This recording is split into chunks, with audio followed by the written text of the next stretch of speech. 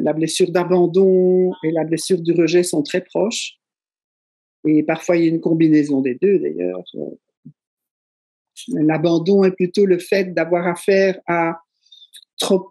Il y a de l'affection, mais elle est trop peu, elle est, elle n'est pas nourrissante suffisamment. C'est comme si j'avais pris l'image du fruit qui ne reçoit pas assez de sève et qui du coup reste sous-développé. Dans la blessure du rejet, on a une situation un peu différente.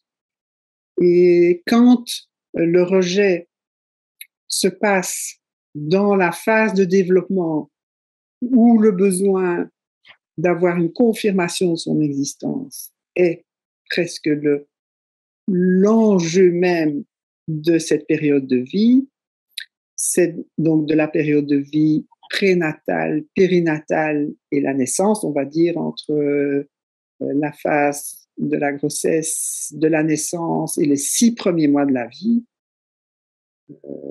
L'accueil, on va dire, psychologique, mais aussi qui se traduit en façon de tenir et d'interagir avec le corps d'un tout petit jusqu'à 6 mois. C'est dans cette période de vie-là que s'il y a un rejet, une expérience de rejet juste à ce moment-là, dans cette période sensible, toute la personnalité et les défenses de la personne vont être déterminées par cette expérience-là.